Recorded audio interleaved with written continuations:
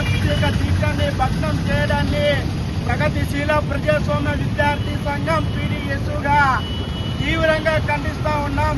అదేవిధంగా ఈరోజు ధర్నా చేయడం ముఖ్య ఉద్దేశం నిన్నటి రోజున జరిగినటువంటి సోనం వాంగ్చుక్ యొక్క దీక్ష దాదాపుగా నీట్ పేపర్ లీకేజ్ కారకులని, అదేవిధంగా నీట్ పేపర్ లీకేజ్ కారకులైనటువంటి కేంద్ర విద్యాశాఖ మంత్రి విద్యను వ్యాపారంగా మారుస్తున్నారనే ఉద్దేశంతో ఈరోజు 13 సంవత్సరాలైనటువంటి బీజేపీ గవర్నమెంట్ అధికారంలోకి వచ్చి ఎన్నో సంవత్సరాల నుండి వేలకు వేలు లక్షల రూపాయలకు డబ్బులకు అందకపోయి విద్యను వ్యాపారంగా మారుతున్నటువంటి విద్యాశాఖ మంత్రి రాజీనామా చేయాలని, అదేవిధంగా నీట్ పేపర్ లీకేజ్కు ఎంతో మంది విద్యార్థులు వాళ్ళ యొక్క మంచి విద్యను అభ్యసించుకొని ఎగ్జామ్స్ రాసినా కూడా వాళ్ళ యొక్క మంచి చదువుకు విలువ లేకున్నట్ల విద్యను వ్యాపారం చేసే విధంగా ఎగ్జామ్ పేపర్ను లీకేజ్ రూపంలో లక్షల రూపాయలకు కోట్ల రూపాయలకు అమ్ముకోవడం జరుగుతుంది. ఈ రోజు ఆ యొక్క నీట్ పేపర్ లీకేజ్ వల్ల ఎంతో మంది దేశంలో ఉన్నటువంటి విద్యార్థులందరూ కూడా ఎంతో మంది సూసైడ్ అటెంప్ట్ చేసుకొని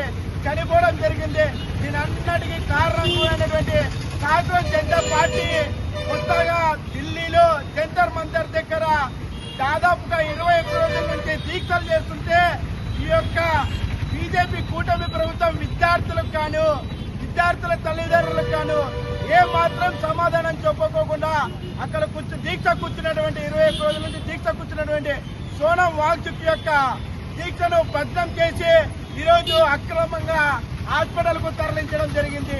అంటే దీని ఉద్దేశం ఏమంటే దేశంలోన ఏ ఒక్క ప్రజలైనటువంటి చదువుకునే విద్యావంతులైనా కూడా ఎవరైనా కూడా ఈ దేశంలో ఎవరు కూడా ప్రశ్నించే తత్వం ఎవరికి లేదనే ఈరోజు ఈ బీజేపీ కూటమి ప్రభుత్వం అధికారంలోకి వచ్చినప్పటి నుంచి ఈ రోజు వరకు కూడా అదే చేస్తూ ఉంది.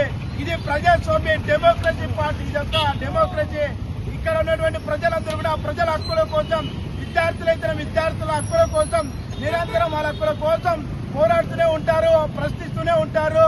మీరు ఇప్పటికైనా కళ్ళు తెరుచుకొని బుద్ధి తెచ్చుకొని నీట్ పేపర్ లీకేజ్లు కాకుండా విద్యార్థులకు అందరూ కూడా విద్యను అప్పించే విధంగా చూడాలని తెలియజేస్తున్నారు. అదేవిధంగా ఈ యొక్క నీట్ పేపర్ లీకేజ్ కు కారకులైనటువంటి వారిని తక్షణమే కఠినంగా శిక్షించి కేంద్ర విద్యాశాఖ మంత్రి ధర్మేంద్ర ప్రధాన్ వెంటనే రాజీనామా చేయాలని తెలియజేస్తాం.